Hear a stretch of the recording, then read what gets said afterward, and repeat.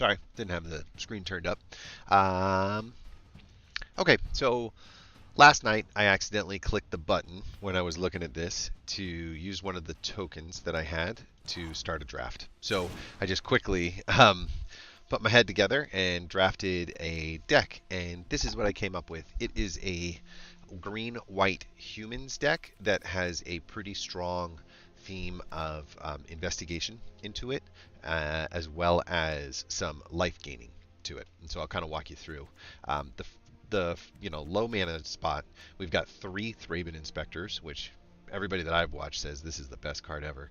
And so I'm hoping I've done some testing with it against the bots in a little bit of the historic as I kind of put together a similar deck that was like this. It's not perfect because I don't have many cards in this set, but enough that I was able to put together a standard deck, play or not historic, kind of deck, and put a 60 card version of this together.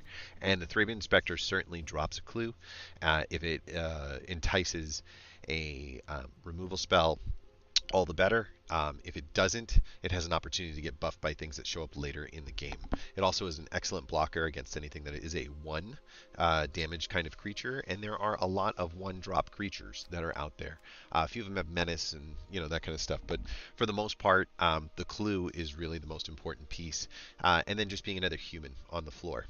This is a cheap as it gets pump spell where you get a clue and you also get +1/+1 counters for each clue that you hold. And so you can kind of get a sense of like as you get more Thraben Inspectors and your clues are just sitting on the sidelines, you don't pop them right away. You kind of wait until you get to a position where using something like the Confront the Unknowns is going to be a +3 or +4, and you can even stick it on your Thraben Inspector and turn it into one of the hardest hitting creatures that's out there. So I totally dig this card in as long as you've got a few ways to make clues, and we do. We have a few ways to make clues.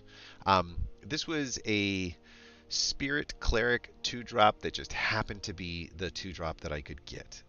That's the one thing that this deck sort of lacks is a lot of bodies in the 2-drop slot.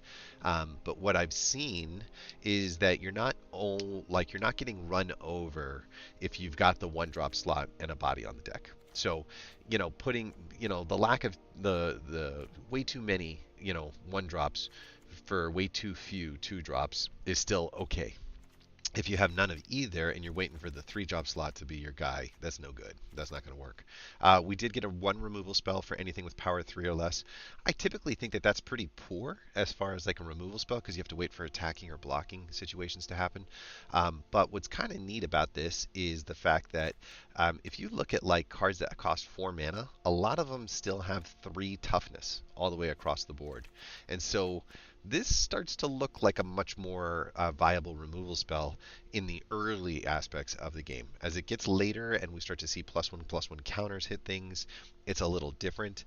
But if you've got, just one annoying guy, maybe that, they're attacking with 3 and you've only got 2 and you can cover 2 blockers but not the third. I've played it a few times where Puncturing Light turned out to be pretty worthwhile, and it being 2 mana just gives it that opportunity to be utilized much earlier in the game. Selfless Spirit is a flyer. It's 2 mana and it's 2/1, so it can really ping for a lot of damage pretty early. If you don't feel like you're going to be able to get it across the finish line, it can allow you to throw a lot of creatures out the door, and you can sacrifice this sucker. One thing I think is it sacrifices an instant speed, so you can wait until the blocks are all set up, and then you can do it. But we don't have like Death Touch like run throughout this deck, and so I just don't know if it's really a good fit. But again, the 2-drop slot was such a struggle for me in this format. I could put this Devil Horn Fox in there. I could put this Puncturing Light, another one, or the Mantle, which is a bit of like an enchantment that kind of sticks around on there. It gives a creature +2/+2, and then you can sacrifice a different permanent to give that creature flying. This can be pretty good. I don't hate the +2 that lasts on this one, and it may be a better answer than this as far as shutting down the skies is concerned. So I'm still working on figuring out what the best answer is. Every time I've utilized this to try to shut down the skies, I feel like something like a lot of things have to line up perfect, right? I have to attack, and then there has to be a guy with the sky who's going to attack in, and then I have to untap it, and then it has to be within two, damage as far as being able to kill it is concerned. And a lot of times, if that thing that I'm trying to untap is just a Thraben Inspector, it's just not there. So aim high seems finicky, and Lunarch's Mantle would be less finicky. But the one thing I do like about all of these spells is they become our removal, right? So if we need an instant +2/+2, irregardless of the untap, irregardless of the +2, it's kind of like a one-turn vigilance if you do it after attack, but then wait until they set the block and then do it. He untaps. That means you're going to be untapped to make the block on the way back in. You're just not going to have the +2/+2 for the way back in. So there's a lot of good reasons to say aim high still exists as a nice little removal spell, like a little trick, right? The Deathcap Cultivator is a mana dork that hits the deck and gives us Death Touch if we ever get to Delirium. We don't have a strong Delirium synergy in this deck. Crawling Sensation was the closest thing I had to making Delirium. I think it probably would work as far as making Delirium is concerned, but I just don't. I feel like it pulls me in a different direction, and you'll see there's some other cards that I feel like work better with the clues and stuff like that are there. But he's a human, and that means that when we do human things like put equipment on humans or buff all humans, when this Hamlet captain attacks, other humans get the +1/+1, and so because of that, a 3/2 that maybe turns into a Death Toucher later is plenty fine. A mana dork at 2 mana that allows us to get to 4 mana on turn 3 is plenty fine. It doesn't need to be the biggest offensive threat. He kind of needs those other things to happen to make him really, really good. So, if he gets pumped and he survives, even better. If he doesn't, that's okay too. He is an excellent, battle trick guy. I would much rather throw battle tricks onto a 2/1 than throw battle tricks onto a 1/2. I'm less concerned about the Thraben Inspector dying. I'm more wanting to make sure that this thing removes another creature that's out there. And so far you can tell we don't have a lot of 2 mana threats. We're using tricks in order to make these guys be a little effective. We've got one flyer at this line right here, and then we've got this one piece of equipment that's relatively cheap. It gets, basically, if we put it on a human, and most things are humans in this deck, we're going to end up getting a +2/+1, and I like that. That sticks around too, even after someone's gone. I know a lot of people don't like Borrowed Grace. Like in the testing, this is like my favorite card. Okay, it's like a 5 mana. What's her name? Titiana's Command card, where she buffs everybody on the board for +2/+2, and then makes 2 bears, right? This thing buffs everybody on the board for just the +2/+2 without the bears. But you can get to it a lot quicker, and you can choose if, you know what, I really need the offense, I don't really need the defense, and pop this thing out at 3. So in my mind, this card gets its best usage when it's up here in the 5 mana slot, but it's super castable, like at all these different moments along the way. It is an instant spell, and it is a board pump, which is great. A little bit of a trick here. This is a flash 2/3 that when it comes down, other creatures get the +1. So if you look like you've got a bunch of trades on the board, their 2/2s are coming after your 2/2s, you can line up all the blocks, toss in the shield mate, and boom.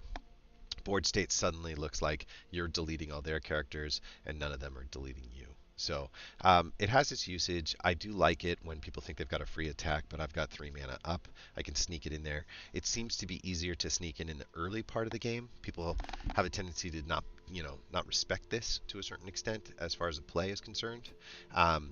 Another play that if I didn't have to play the Elder Cathar, I probably wouldn't.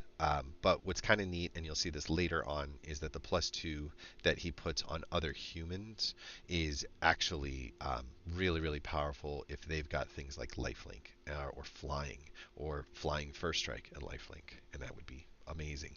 So think of this more as like a 2/2 missile that you can throw out there and make a chump block with, and then throw the 2/2 later, onto something that's going to pay off much, much greater.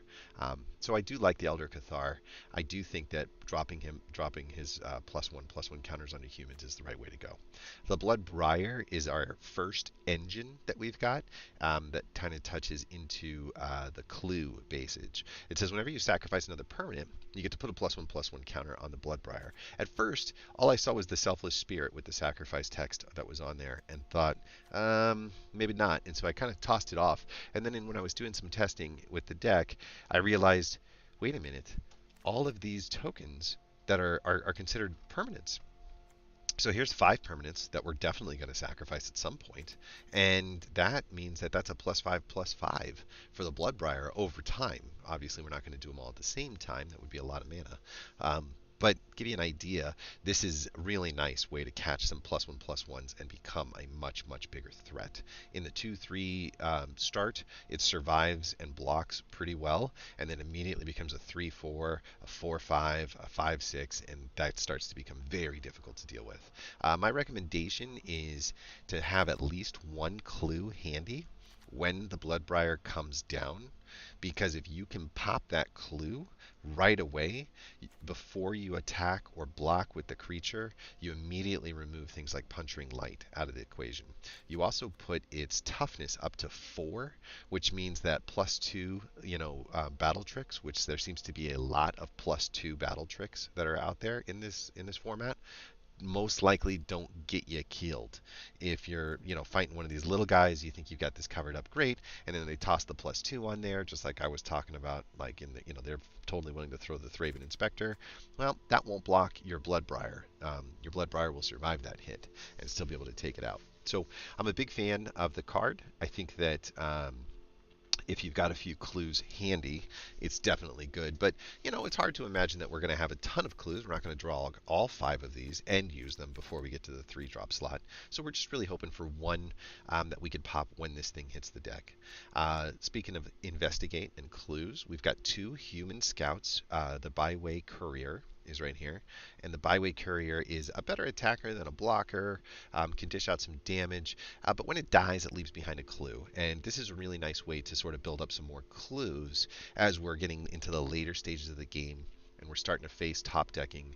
We've got way too much mana. We've got, a board state that looks okay, but we really need some extra cards, some tricks, some aim highs, some confront the unknowns, whatever the case is.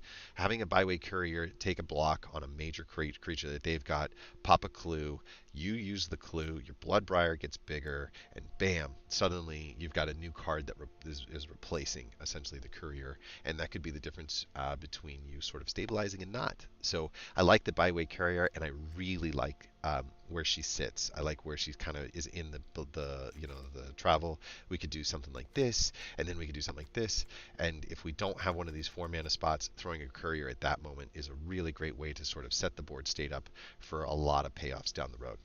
Speaking, a nice removal spell that we've got here. Not every piece of removal for us. We've got 2 removal pieces this way, and then we've got the tricks to make the removal happen in other ways with our creatures. Flash creatures that can remove pieces are always very, very good as well. But then we come to, so Clear Shot gives you a +1/+1 till the end of the turn, and then doesn't put your creature at risk, just deals whatever damage that they're capable of to another creature. Really a pretty good place just before you're going to attack to eliminate one of their blockers and then attack in while the +1/+1's still there. Right, so there's a right, even though it's an instant spell, the right time to use it is kind of in that sort of pre-contact position, in my opinion. You try to get like 2 for 1 with one creature and one like spell card. And then this is where the clue payoff starts to come into fruition. Not a human. These are humans, and this is a human, and we've got some humans down here, 1, 2 humans, and then these 3. So maybe it's 7 or 8 humans so far into the deck. But this Graph Mole is going to be a huge payoff for us. You talk about being able to stabilize very, very quickly. The Mole will let you sacrifice a clue, and then you get 3 life. It also has a very, very important stat that most people don't recognize, and that is for 3 mana, you can get something that will block a 3/3 consistently. And what you'll find is a lot of 4 mana creatures are set at 3/3, right? And so if 4 mana creatures are being blocked by a 3 mana creature, you can really sort of buy yourself some time, and then you can pop some clues, replenish your life, use the cards that you're getting from the clues to see if you can't find some kind of trick or remove a way to get rid of that 4 mana stuff. So the Grathmole punches up much, much more than it punches down. I really like it as a place to catch, the plus plus, kinds of battle tricks that are out there, and I love the life gain. It's our first chance to really start to stabilize, somewhere in that, like, you probably wouldn't be doing this on turn 3 because you'd be spending 3 mana just to get this thing on the board, and I wouldn't recommend using turn 4 just to gain back 3 life. But you start to get to like turn 7, turn 8, and your hand is really dwindled down to 1 or 2 options. This is perfect. That's a perfect time for you to toss out those clues. Start to spend your clues at that moment and get the 3 life. There's one more place though that you might want to spend your clues, and that is right here. The Briar Bridge Patrol is a clue engine. Whenever it deals combat damage to 1 or more creatures, you get to investigate, which means you get another clue. At the beginning of each end step, if you've sacrificed 3 or more clues this turn, you get to throw a creature card from your hand onto the battlefield for free. What I found is that the creature card onto the battlefield is not like a flash effect. It comes post-combat kind of piece. So throwing things like an Elder Cathar at the end after it looks like you've blown all of your attacks, you've blown all of your mana, they're not reading the text on the card just yet, and they think they're going to get free reign to crack back, and they've got a 7/7. They've got their own Bloodbriar up to whatever they think they've got it to, a 10/10, and then boom, here comes an Elder Cathar. He's just going to chump block. It's no big deal, but he's going to hand out a +2/+2 to whatever other human that you've got, specifically this one that helped you get her onto the board. Completely unexpected. So holding on to 3 clues with the Briar Bridge Patrol is a key factor. That's why I'm saying, get your clues on the board, but don't spend them during the first couple turns. You don't need the cards at that time. Just kind of make do with what your draws are and what your options are at that point. And then when you kind of hit the grindy, mid-range phase of the game, that's what this girl is going to help you take over. She's going to help you throw out an extra creature at just the right time, sneak in some extra damage, leave yourself looking like you've got no opportunity. Specifically, if you've hit all your land drops on turn 6, you have the opportunity to pop all 3 and then throw out the Elder Cathar, gain 3 more cards on the way back in, and get that. Let's say I'm looking at that board state and I've got a 7/7, and he's been using tricks like crazy against me, right? He's been using his clear shots, he's been using his aim highs, he's been using his puncturing lights, he's been using his confront the unknowns, and I'm like, I am not blocking this dude anymore. He's down to 7 life or 8 life, and I've got 15, and he comes at me with his 2 Grathmoles and his 1 Briar Bridge Patrol. Okay? So I'm swinging for a total of 4 and a total of 3. That's 7 total that I'm swinging at him. But I'm not even going to get him anywhere close to lethal with 7 that I'm swinging into.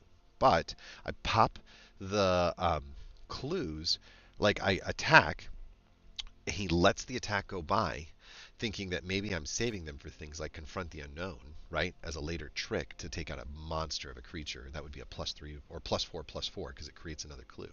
So he is wary of it. He lets it go by, and then I pop 3 clues that give me 3 life for each mole beast, right? So that's 9 life for each one. That means that each Grathmole, combined, I just went +18 on my life. I got in a sneaky attack. Now he's at 7. I'm at 25. And, oh yeah, I get to slide an Elder Cathar out there for free to chump block his 7/7 on the way back in. It's a really fun way to do that. Your Bloodbriar also could be out there collecting all those +1/+1 counters. And so you can kind of see how this little green engine over here works. It doesn't require the board pump kind of stuff, but it really gets you the most amount of value out of your clues. So Briar Bridge Patrol, Bloodbriar, and Grathmole, if those 3 are on the board, good luck, man. That's going to be tough. We did pick up a rare card that we're playing. So we have three rare cards. One is the Selfless Spirit. These are uncommon cards that we were utilizing. One is the Heron's Grace Champion, though, which is Flash and Lifelink.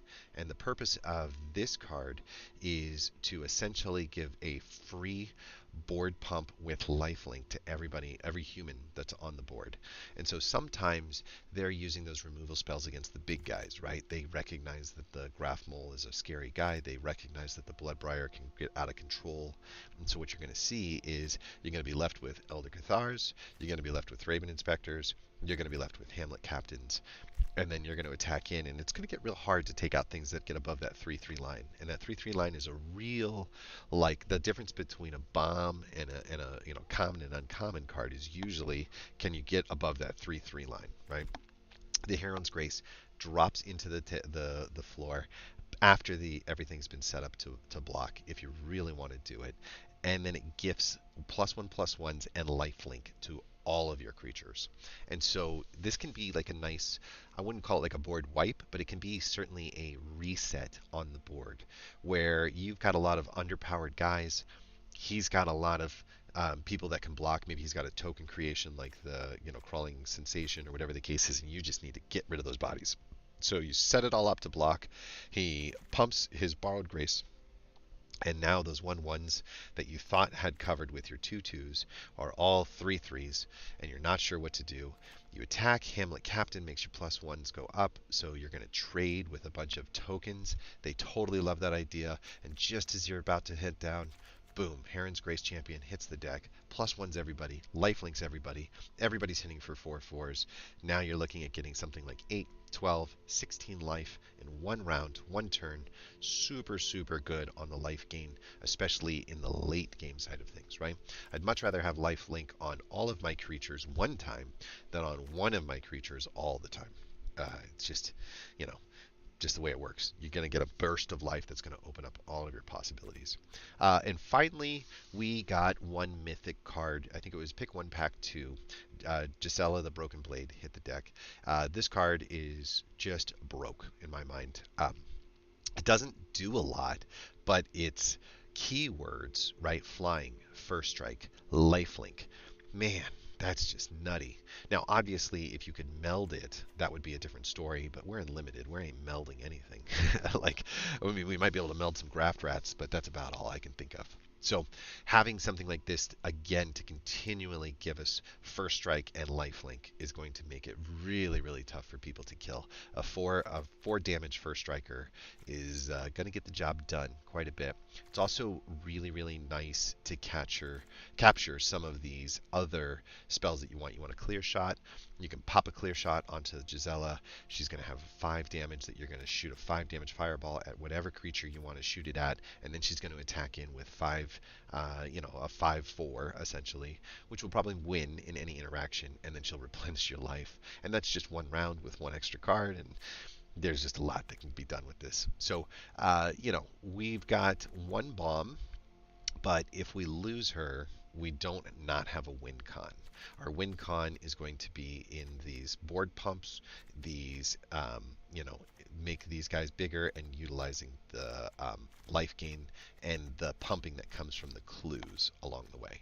So humans getting pumped, humans doing investigation, creatures picking up the most amount of value out of the clues as we pop them out. That's the name of the game. I did 16 lands on this because we had a relatively low average of 2.4. So I didn't think that we needed the 17th land. If I was going to get rid of my 24th card, right, like my worst card in the deck, I guess it's the Guardian of Pilgrims. But I kind of like this card as a way to enable like this guy to attack on the turn 2. So I don't know. This is where it happened to me. Is I looked at it and said, I think that these games are going to make it much farther than one rounder. Like it's not like Phyrexia All We Won where you are dead in the water. Like you picked up the third or fourth toxic, on the round 2, and you don't have the board presence that you're looking for, and you don't have the removal spells that you're looking for. The game is pretty much over at that point because their next swing could easily be lethal at that moment. So this you know, I just don't see a lot of turn 3 wins happening in this, like we saw with Phyrexia All Will Be One. Um, it's just kind of a mad race to the bottom, you know, of the curve. This one, I've gone through a few practice drafts, and it just seems like the 3-drop slot is where a lot of interaction happens. And the more that your 4 drops and your 5 drops can really play off of the guys that are in the 3-drop slot, the better. You got to get there, and that's what all this is about, right? Get there, and not just get there, but get there with a chance to succeed. But I think that we're going to do okay. I'm hoping for, since this is my first time playing this, I'm hoping to get 3 wins out of it. But, you know, we'll see. 4 wins would be phenomenal. But 3 wins is 1,000 gems in 2 packs, and that's pretty good return on investment, right? It means that we get all these cards, we get a couple extra packs, we get to spin the dials a little bit, and the 1,000 gems kind of helps make sure that we're set up for the battle pass in a month from now.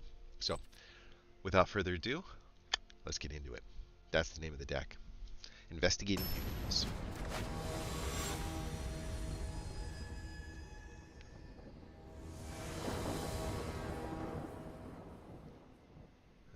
This is what's coming. Oh, no. Ooh.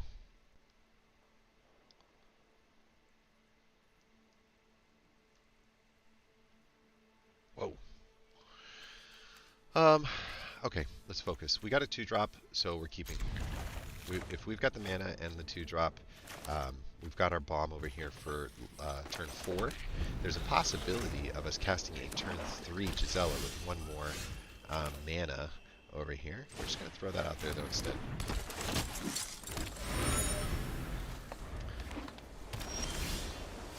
We did pick up, and we should have thrown the Death Cap Cultivator. That's okay. That's our 4th mana right there. We might as well sneak in our attack, and this is exactly what I was talking about. We're looking at black, blue. We're looking at nothing on the board right now, and we've got a guy here who can tap for some mana, some green mana. Oh, we need the 1 more white. That's what it is. I was like, what the heck? We might as well toss out.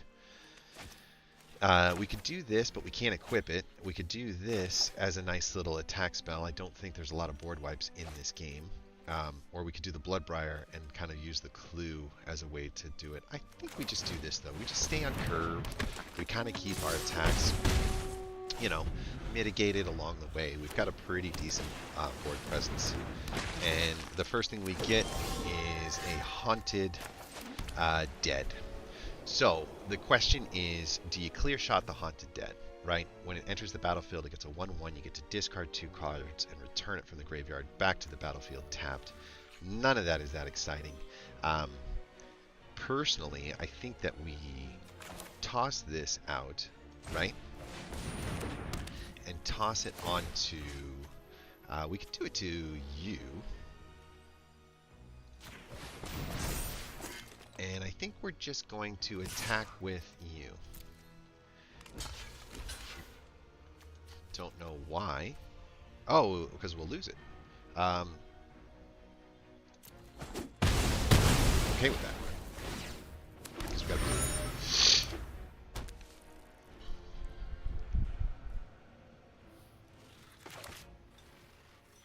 So, one thing to consider is that his deck is really full of cards, and I get very wary of throwing out a bomb when they've got all that mana available. But this is a perfect answer to that, right? And so that's just what we're going to do. We're going to say no on the attacks, and we're going to see if the Advanced Stitchwing decides to attack.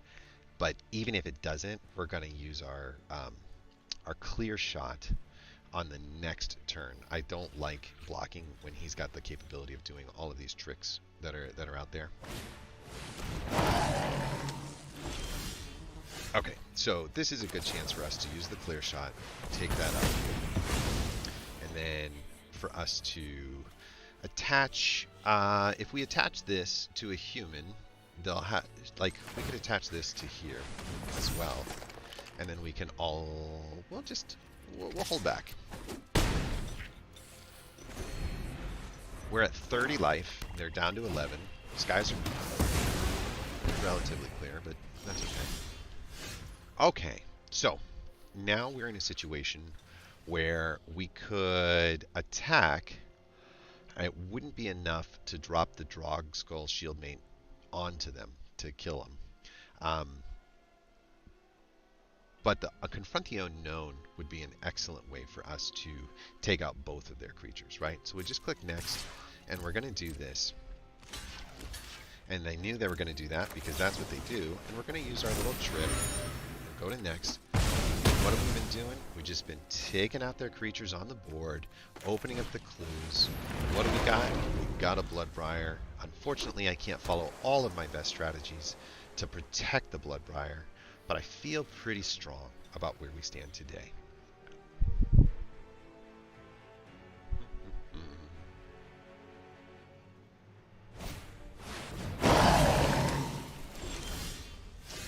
Yeah, that was going to happen.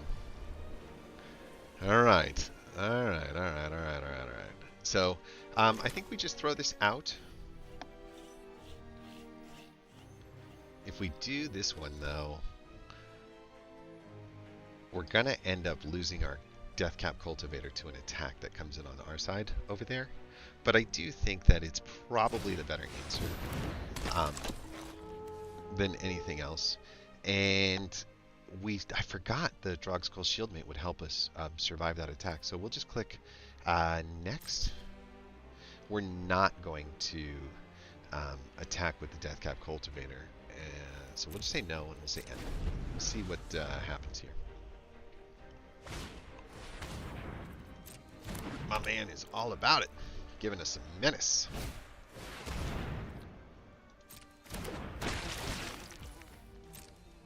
It's okay.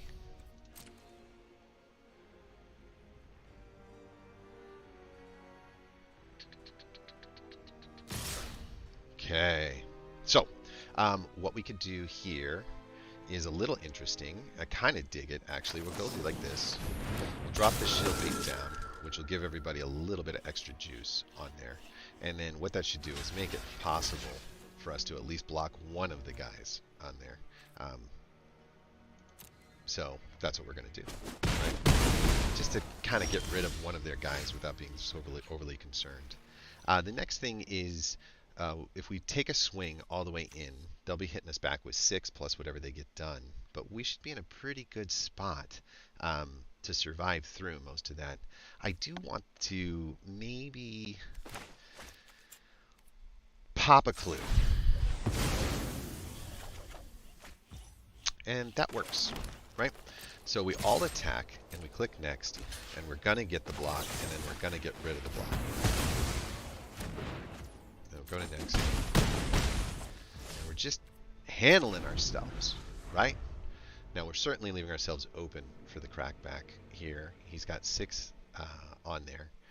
But I feel like our tricks are superior to his tricks at this point. Yeah.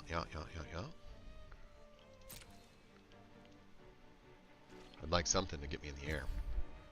But it's okay if I don't. Okay. So in a situation like this, he's got 4, I've got 4. That's not going to work. We need something in the air. And...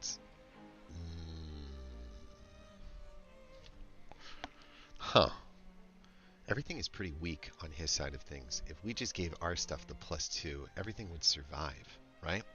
So we'll click Next. And we'll click All Attack. And he's kind of forced to make these blocks. He doesn't have the capability of not, right? And that's when we throw out the Borrowed Grace, give all of our creatures the toughness that it's going to take to survive against the stuff, right? And just like that, I don't think anybody's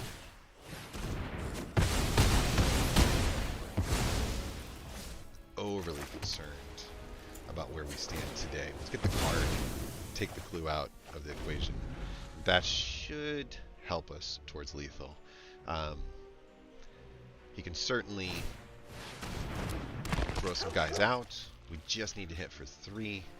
I think the Hamlet Captain makes that possible.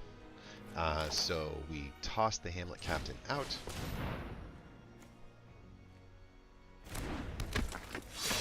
won't go into effect on this attack, but that's okay. We know exactly what's going to happen here. He's going to set up his blockers and just let the Deathcap Cultivator get through, because that's 2 damage. Ooh, nice. He's not going to do that. Okay, so as it stands today, the thing that we're most concerned about is losing the Deathcap Cultivator. I think that if we lose the courier, we get the clue back, so that's got the best bang for your buck that's on there. And so we just do this and just eliminate his board as much as we can, and we stick this onto him, right? And we still could do this tap. I just don't think haste is a part of his equation, but I would prefer to have the card and threaten the trick at this point. We're not leaving him with many positives that are out there.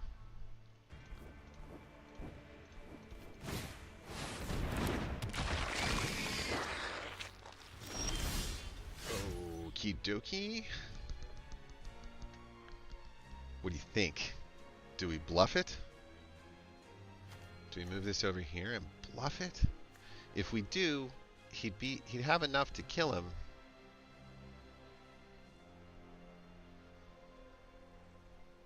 Yeah, I think we just all attack, right? Because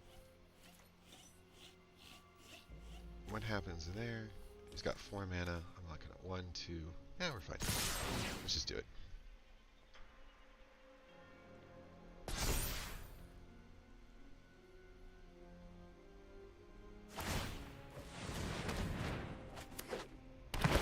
Oh! What a trick. Yeah, that's fine. Alright. An opportunity to stabilize.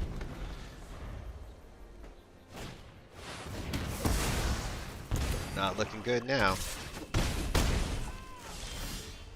Dude. So much flooding. Come on. I would really hate to lose this game because of the flood.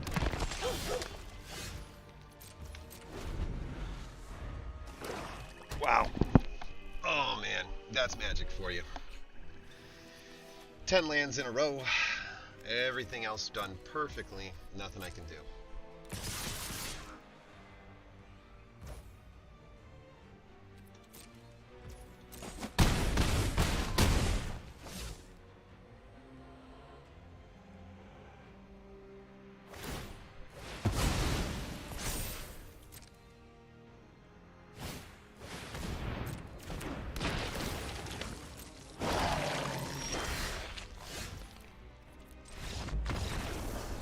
What are you supposed to do? I guess I shouldn't have attacked that last time, but man, was that frustrating. That's a frustrating loss to take. So we're 0-1. We had that hand, like we had that game locked up, and we're 0-1. Man, I think there was...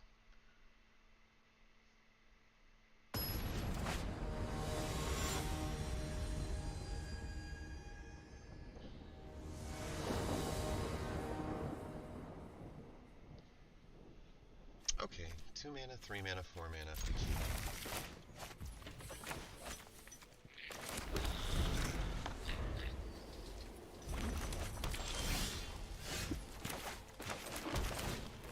Let's see.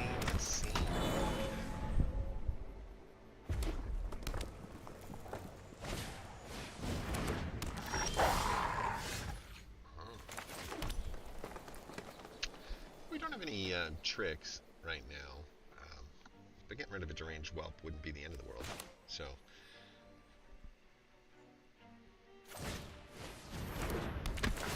I like that. I really, really do. I think I can still do this, right? Nope, he's only black or green, and we use the white. Cancel. Next.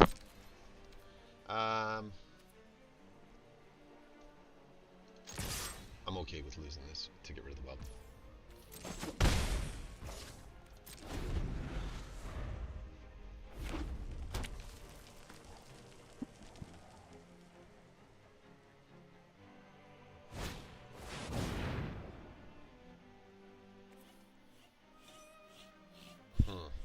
No saving that.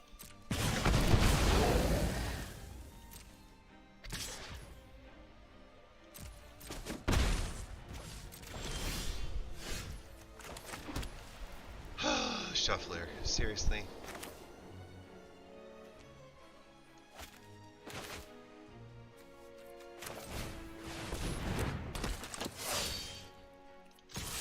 Sure. I'm fine with giving him 2 damage on the way back.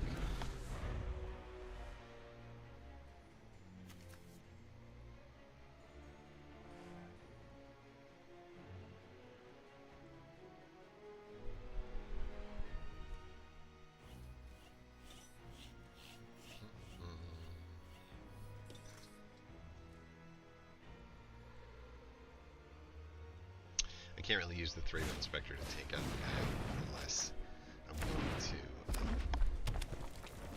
sacrifice the Thraven Inspector to this little guy. It just doesn't seem like it, so ignore that. And we look at this and say, okay, I like this. We'll do a bit of a I think we just attack with this guy, right?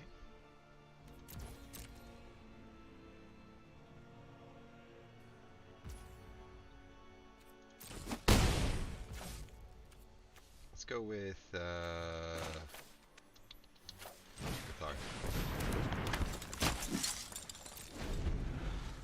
I'll dual block the Deranged Whelp, let the Cathar die, toss them onto the Briarbridge Patrol, because I would rather keep the patrol out there longer if I can. It does make it more of a lightning rod, but I'm waiting for this. He's got kind of a spell, a black-red spell theme. I haven't seen any vamps or anything like that, so I'm expecting there to be a bit.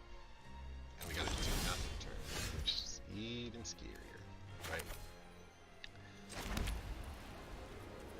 I think we swing.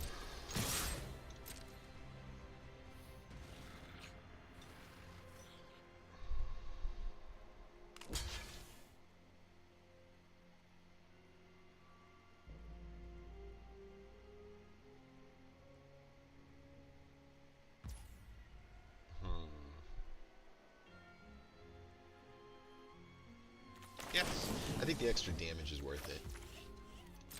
Just do all 5. It just really puts him. Doesn't give him a good place to toss his plus, his -1 damage to anywhere. So I think it's fine. He let the whole turn go by. I think he was really mana locked with that swamp. He needed it. Never didn't have it, right? If you don't have a ton of life gain and you're backed into the corner with one creature and he's not the greatest of blockers, and you're facing down lethal on the next turn, it's not the greatest of places to be. It's not impossible for me to lose this game. I clearly just lost one that I shouldn't have done. It happened. I just drew, land, 4 in a row. Okay, that's a big minus. It's going to go against, something like that. I don't think Dragon Whelp can attack, right? And since it can't attack, just at that point, we're all okay with this. He will have to trade soon. Could have sworn I was going to get a trade on that one. Getting tough now, though. I think that was a frustration because of the lock on the mana. We're still looking at the Torment Notices. We're down to 3 mana. We've got to figure out a way to take care of Gisela and take care of one other one. Got rid of but that used up all but one of his manas. So he's down to 1 mana left. 2 mana. Shoot, that's enough to cast a creature if you've got one.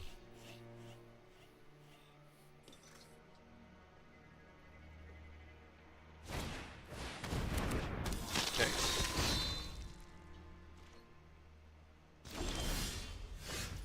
Okay. Let's pop a clue. Might as well, right? And we've got 4 mana, and that would mean a Selfless Spirit and 1 more clue pop, or a Bloodbriar out and nothing else. I do think that we take the opportunity to swing at this point. It's going to force a trade with the Dragon Whelp on a Thraben Inspector. Or an Elder Cathar, which I'm totally fine with, right? Although, should we? Let's just... We would still have enough for a trade if we grab one.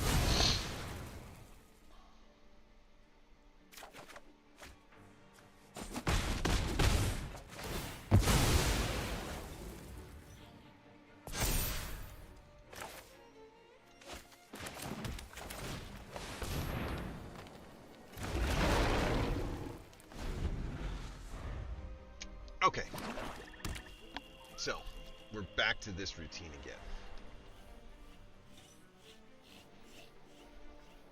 Unfortunately, the clues didn't pop the highest payoff possible, right? We're looking at first strikers. We're looking at, yeah, enough.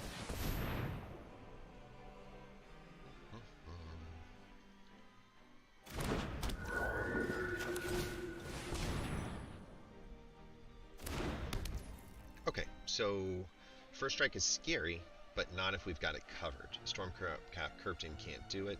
Olivia Dragoon would, but Stormkirk Captain would die to Thraben Inspector. The other option would be to set this up here so that the +1/+1 goes onto the Bloodbriar in order to make it not lethal, and now nobody has lethal, even though they've got first strike, right? And look like next, and we just swing at this point. We're trying everything we can to beat this guy down, just beat down that last fight. He's stuck in a bad situation here, where I think both creatures survive, unfortunately, for him. And Selfless Spirit, Bloodbriar, and Thraben are 3 threats on the next turn.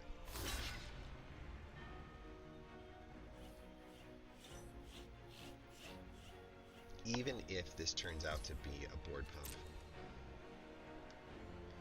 it's okay, because the Selfless Spirit is still a flying threat that also needs to be dealt with on the next turn. And so, I mean, at some point we gotta keep our foot on the gas. Like, we've got to keep attacking him. I do think that he might be up against a corner, thinking things out all the way through.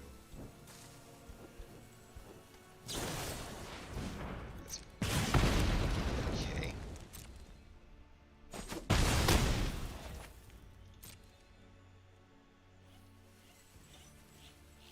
Come on. Go. Enter.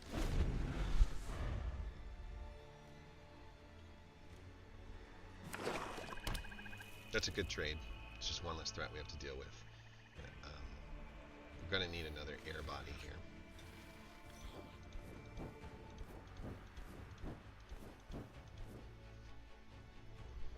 Two cards, plenty of mana.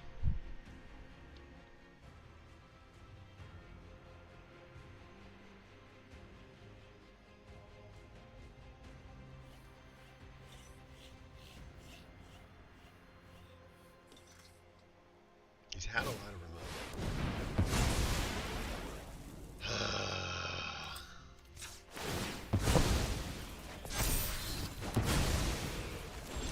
What?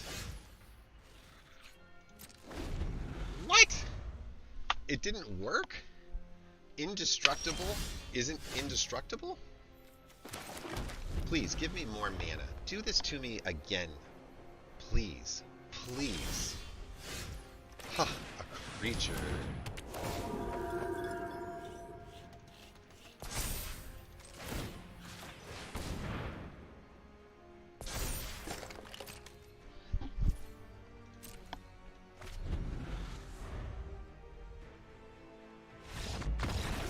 Oh, thank God. Ugh, what a grind. What a grind. 1-1. I said I was going to be 500, but I got to go the other way. I got to get there in a much better position. All right, we really want 2 more wins. We really hoping to get across that finish line there. It may happen. It may not. We'll see.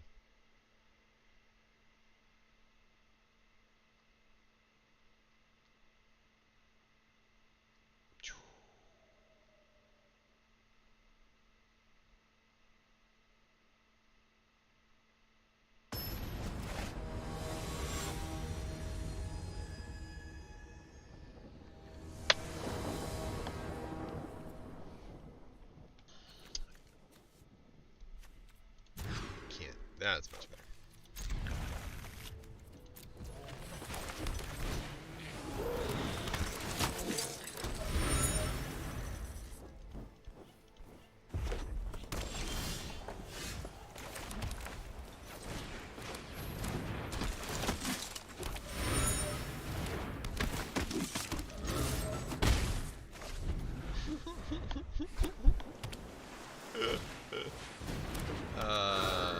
Man, that's just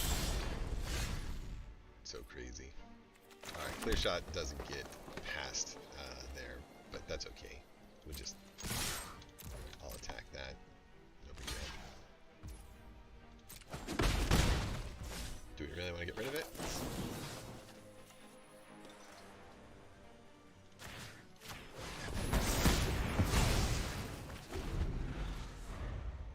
Why give somebody a chance to get it? Especially when it's such a decent way to run, right? No. We can just attack with the Briar Bridge next.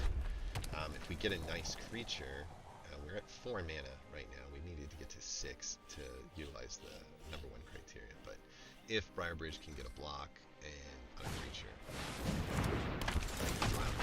Explorer is a great example to do. I do think that it's probably worth popping up. I don't want to attack him without some kind of capability, right? We don't have the way to pump the Briar Bridge. Would not be the most useful way, so we're going to say nothing on the attacks. Drop that out with that attack, because I think we're in a much better position to throw the Briar Bridge out there on the next one. We've got a nice wide board state, and if we could get a board pump for humans, that would be the most ideal situation. So we're looking for our green-white card that we haven't picked up yet, or a Hamlet Captain, right? There you go. Hamlet Captain helps a ton. And that means that on the next turn, when we choose to attack, everybody will get a +1 across the board. Question is, do we want to maybe throw this guy to the... I'm going to say no. I'll just go next. Yeah. Do your clue. Use up half your mana. If you could throw a 2-drop right now, I'd be very happy. Dog. Oh, that's okay.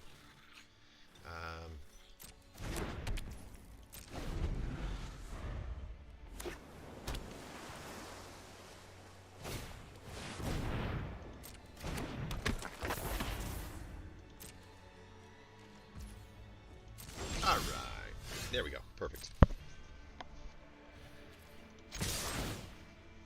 Alright, so the board pump hits, and we click next, and we wait for the blocks.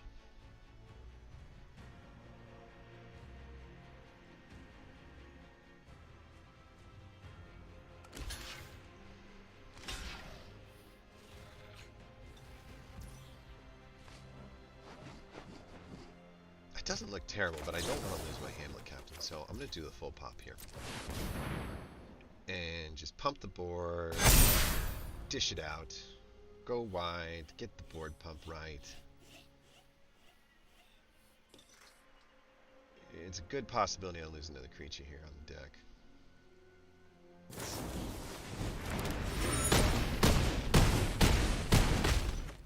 Down to 5, 1 creature. Doing what humans do best.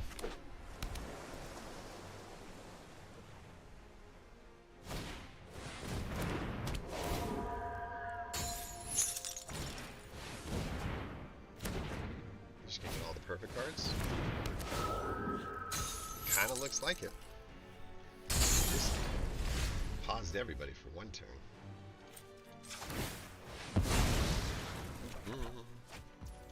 Do it again. I should be doing 12 lands. This is insane, dude. This is insane.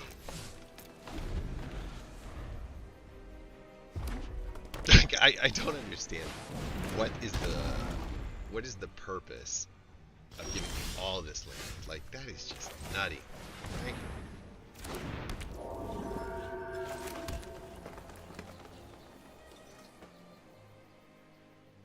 Okay, we got 4 blockers. I've got 1, 2, 3, 4, 5 attackers, but no way to save everybody unless I sacrifice the spirit. It doesn't seem like the best idea to do it like that.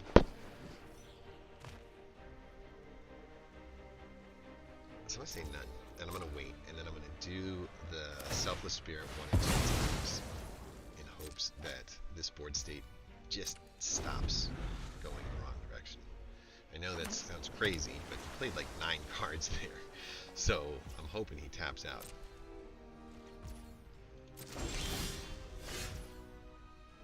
Okay.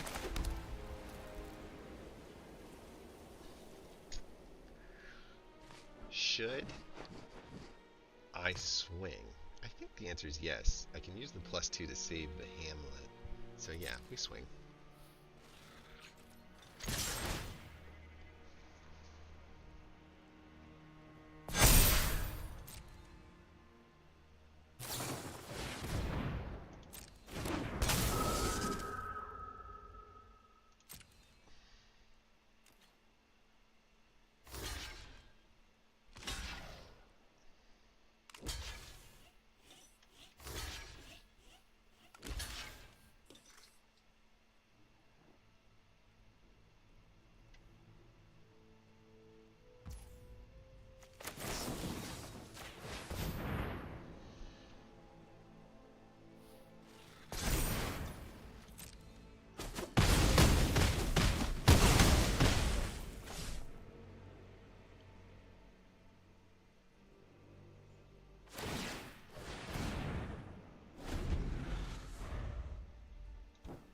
Board's wide open.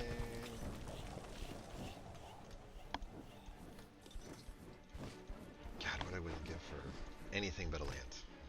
Right? Top decking 20 to 3 so many times, unfortunately.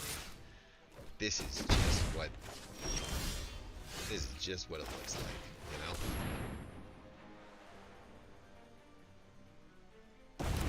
Don't worry, we ain't got no clues.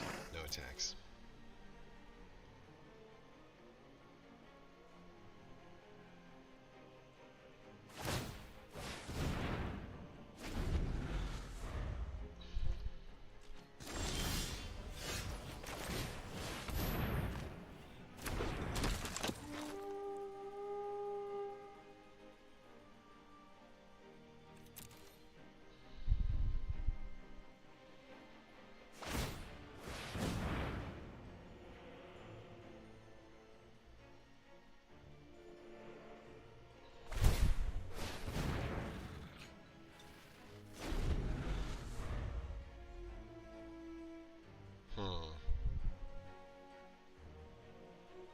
Three, 4, 5, 6 versus 1, 2, 3, 4, 5.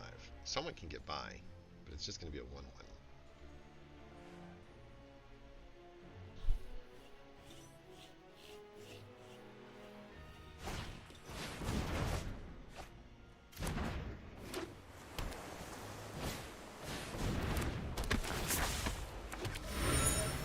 It's a lot of work to put.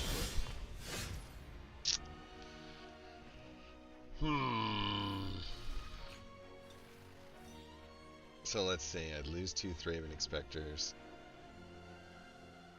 They'd be able to chump the Elder Cathar and he wouldn't die. They'd be able to kill the Graph Mole. I just lose. Like, everything. If I keep drawing land, I just lose. So, I'm just going to say no. I'm just going to end, and we're just going to be patient until we draw lethal. It's taking a long time to draw lethal, though.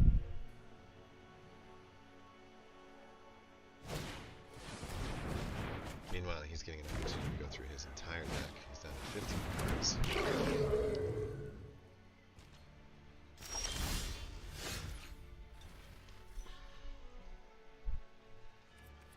Next.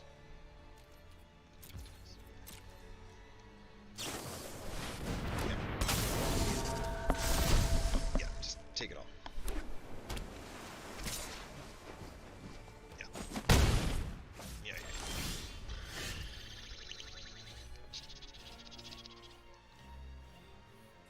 Huh.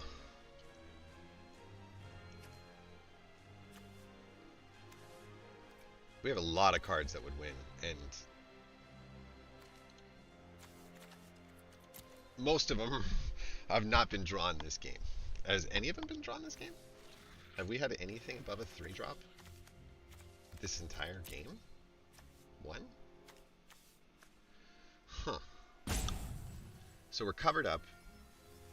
If we confront the unknown, we could get rid of this voracious reader. And because he has prowess, it really bothers me. The other option would be to remove, like... No, I mean, the voracious reader's scary.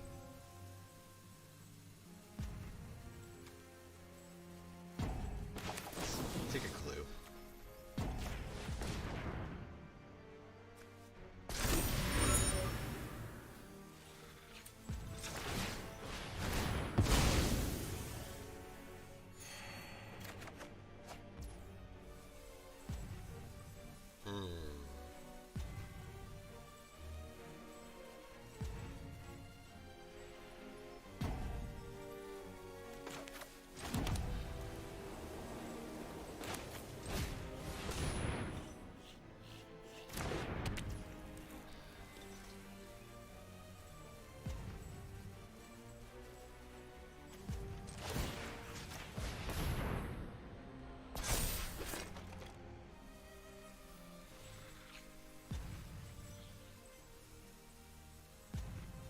As long as he takes out somebody with him, I'm okay with that. Right? So assuming that I attack now with the courier, the absolute worst case scenario is I get back... I think I have to attack here. Right? In hopes of creating a 2-for-1. Yeah. Or just a 1-for-1. That's fine. I like this better. And I get the clue as well. And I can stick this onto, like, human.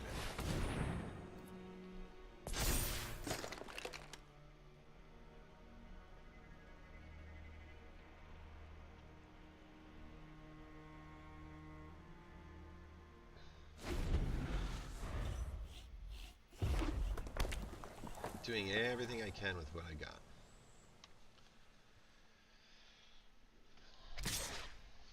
That's fine.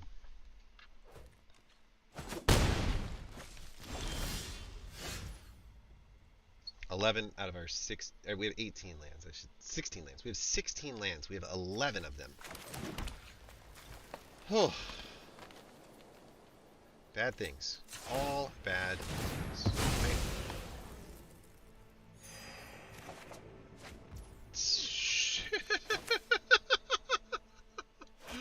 Oh my god! 2 games in a row. Okay, we got how many? 1, 2, 3, 4, 5, 6.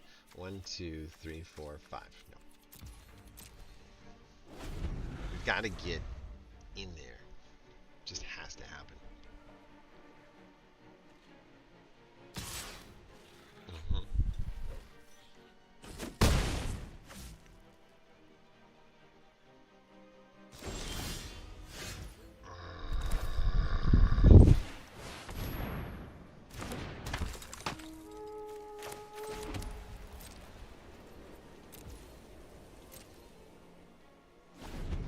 If you give me a land, I'm going to be so mad. I've got, like, board pump spells. I've got so many tricks. I've got so many things still in these. Like, the last 13 cards in my deck are pretty freaking good.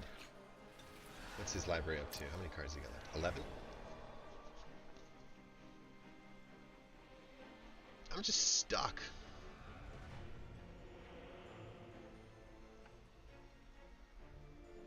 Come on.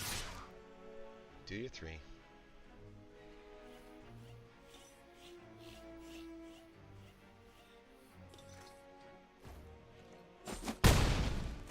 It's amazing.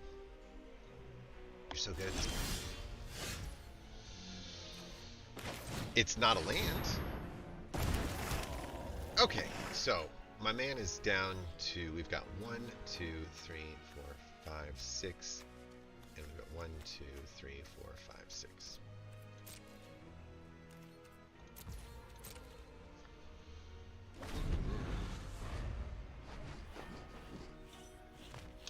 Depending on how many moles survive the attack, we can replenish 6 possible health if the courier goes down. So, yeah, he's whittling away at the damage, but I'm not that scared of it. I could just attack with the courier at this point. He's got maybe one way of not killing it, but I probably think, considering that everything is attacking kind of on the moon, Imprisoned by the Moon, the worst card ever. Oh, come on! A board pump. That was just almost all my plan for health. Okay. You did it. You did it. Are you a mana now? Woohoo! We got mana! We've got a few humans here. I think we're just gonna all attack. The worst case scenario is we're gonna lifelink our way back into life here.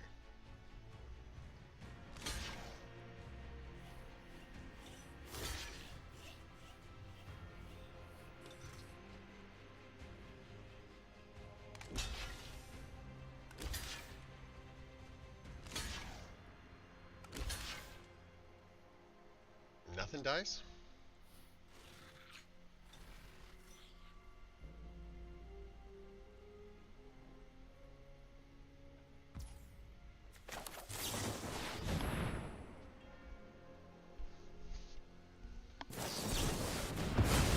Oh, I'm going to give up this game.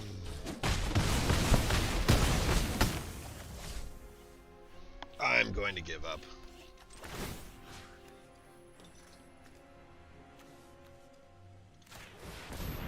God.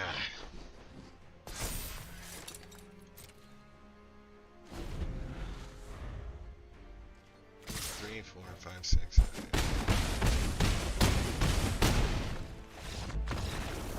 So I've lost 2 games where the score was 20-3, and there's just nothing in the draw that comes my way. I think I drew all but 2 of my lands out of there. I can't imagine going to 15 lands, but apparently the right answer was to go to 15 lands. I'm on tilt for both of those losses. That hurt.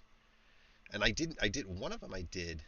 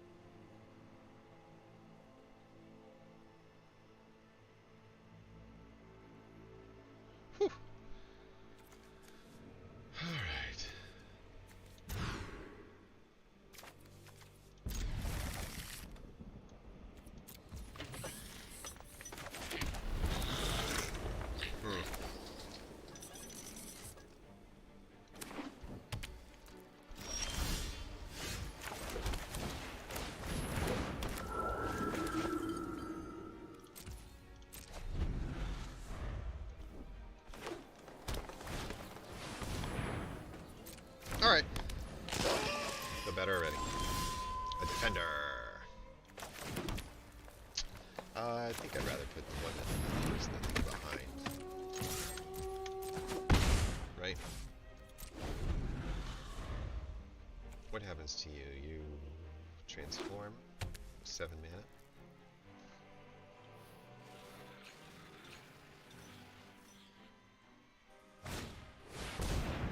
Yep.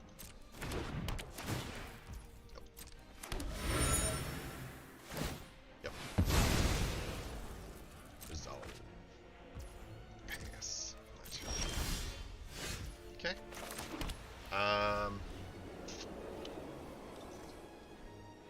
4 mana. I could squeeze in the damage now while I've still got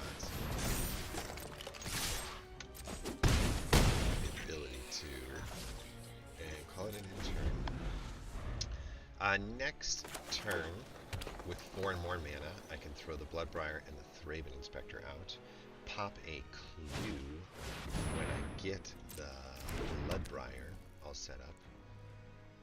I must have a plan for the courier. Why would you put it on there? You're gonna sacrifice your creature?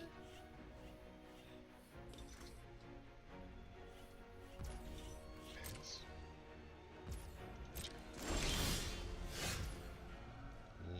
Yeah. Let's go. Thraben Inspector.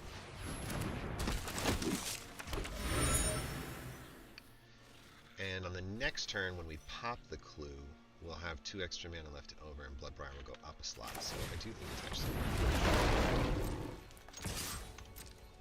We can do a trade. Or not. I'm really hoping to run over somebody. Just twice. If I can just run over somebody twice, that would be amazing.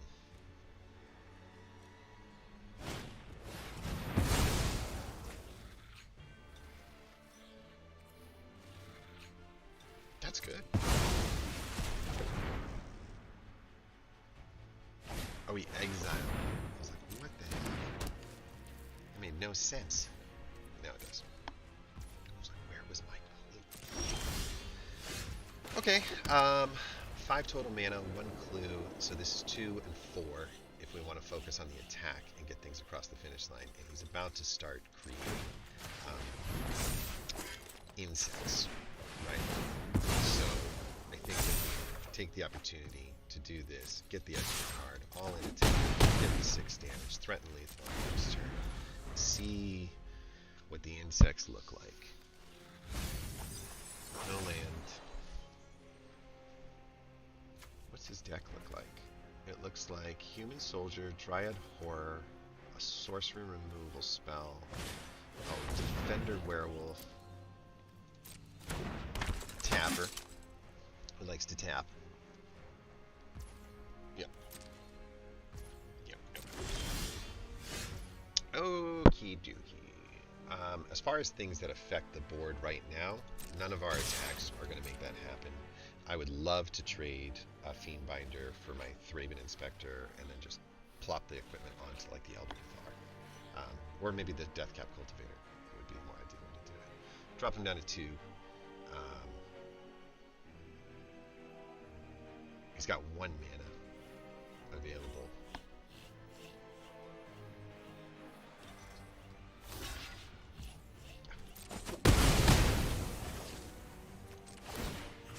Cancel. We put the Cultivator out, and we put this because he's a human in order to make him into a decent threat, in order to continue to threaten lethal.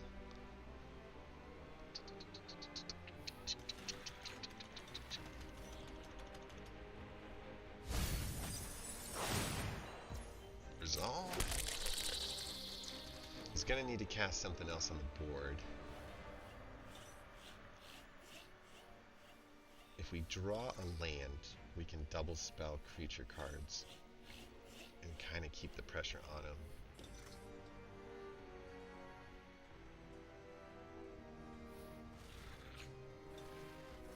Put your Griff out there.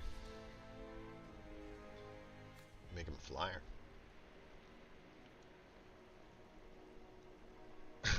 Don't make him a flyer. Don't listen to me, opponent. You don't want to.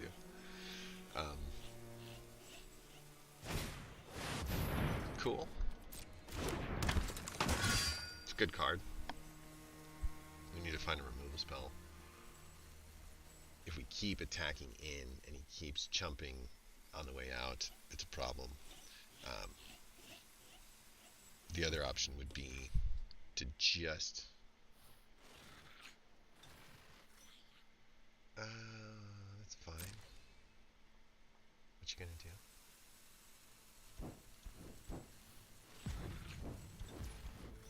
Okay. So we drew the land. Check 1. Check 2. If we don't get rid of the insect, he's gonna go wide. But we still have the Selfless Spirit. So a part of me thinks that if we just attack with the Deathcap Cultivator, he's not going to trade off his Faithbearer, right? And that would mean he's just going to get rid of the thing, and I'll still have 2 creatures. And so we can just keep that thing down, and then we can double spell, right? The other option would be if we put this +1/+1 over here, and then this 4, like, you know, we would lose a creature. We don't want to lose a creature. So it doesn't make sense for him to trade Faithbearer Paladin for Deathcap Cultivator, but we can see if he's willing to do it. He probably isn't, and he's probably just going to chump out, and then we'll have 2 extra bodies on the board, and then he'll have to hit the land again on the Crawling Sensation, and he'll also have to have a spell, like a creature that hits the deck, in order to block the next turn, right? So we click next. I knew that was coming. What's nice about that too is it prevents him from having the opportunity to...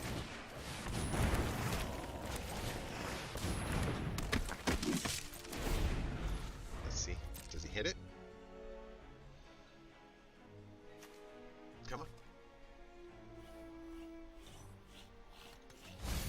He does.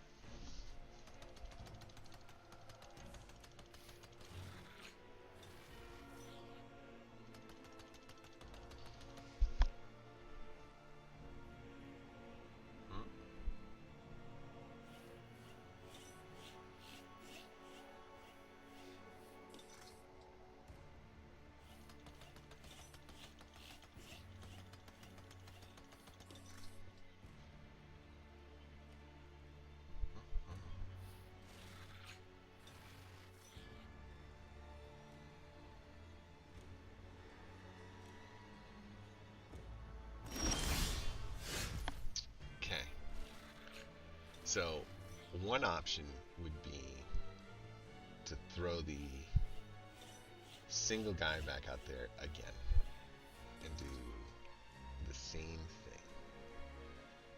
The other option would be to attack with everyone. He has to lose the Faithbearer, because if he doesn't, he'll be way low. But that, is that right? Yeah, no, he has to block the 2 4s, and 4 gets by. And this one dies. That's okay. I think it's fine. Because he'll do the swapperoonie, the Faithbearer Paladin. Maybe he's got a trick for it, but I doubt it. I feel like we would have seen the trick by now. Go back up. The board state's not looking nearly as pretty. And we can pop this onto our human. Enter. Let's see. Didn't hit it on the crawling. Down to 2. That's one. That's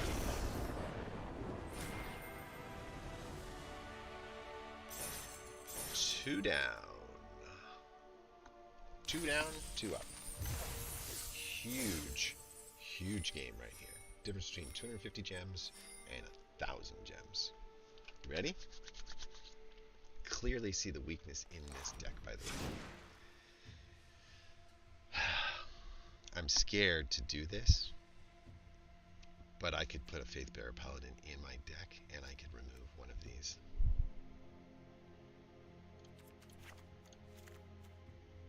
These games, like, there's gonna be card draw, and the card draw is gonna come in the form of the clues. I think that this thing is worth it. I feel like we get to here, we never draw this, right? Like, I've drawn the Briar Bridge twice. I've drawn the Herons once. I've drawn the Gisela too. Okay. I'm starting to just realize how complaining I'm being. But out of 4 games, it just feels like we haven't seen him. You know, maybe one a card a game kind of deal. So let's go like this. Is this the card we want?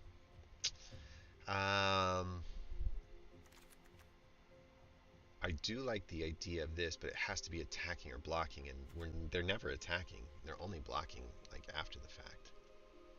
I do like this as a trick, an extra trick. We saw the power of the Crawling Sensation as a defender. But I think the Faithbearer Paladin has just too many. I mean, the Epitaph Golem's another one, right? Search your library for up to 2 basic land cards, reveal them and put them in your hand and shuffle as a no. These are rampy kinds of stuff. The other option is this. Our other option is a flying 2/2 to add some flying to the early stages of the game to go along with our 1 flying spirit. Would we rather do that on the early side of things or the paladin on the later side of things? I think because we had to take the land away, we should put in the Gryph. It's just a way to get over some of those lines with the flyer. Flyers just seem to be pretty powerful. Okay. 15 lands. Live by the sword, die by the sword. This could be the best switch in our deck or the worst. I have no idea. I don't know. We're going to find out. Last game. Well, I say last game. Hopefully not the last game. But game number 5.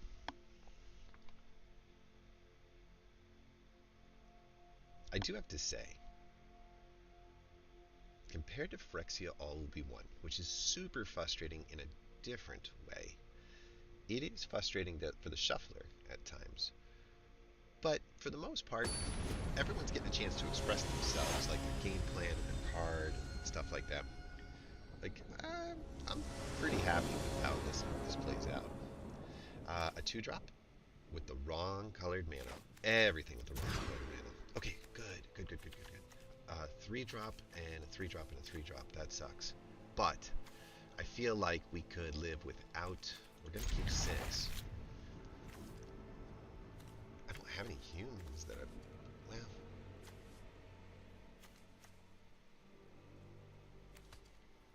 I'd like to get him later.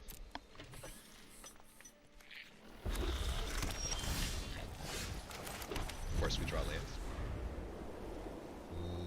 Yep.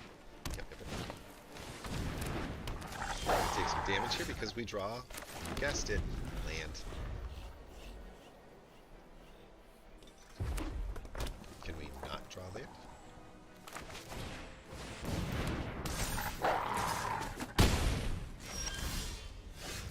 Not lands.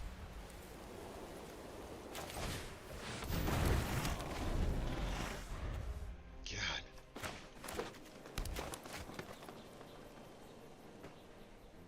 We're going to take out the whelp with a clear shot, I think. Or the pie pound. What do you do? Whenever an instant or sorcery, you get a counter. No, no, no, no, no, no, no. That has got to go.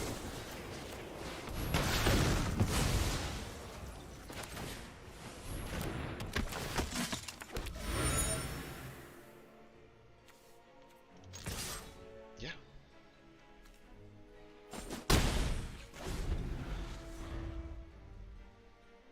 Can you not attack or anything? Intimidate other creatures you control. That's a wolf or werewolf. Get +1/+1. Damn. A lot of cards. I don't think I can take that much damage.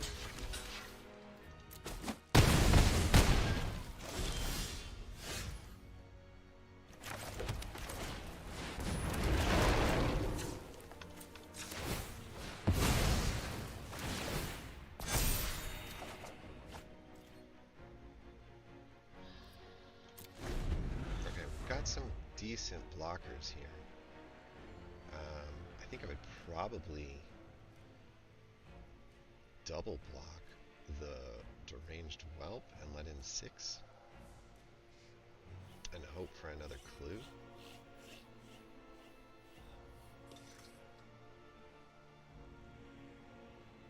What's the other option?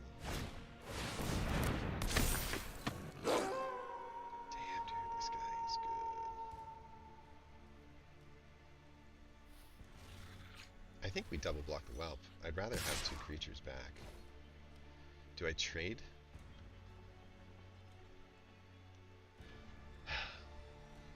Hey. Hello?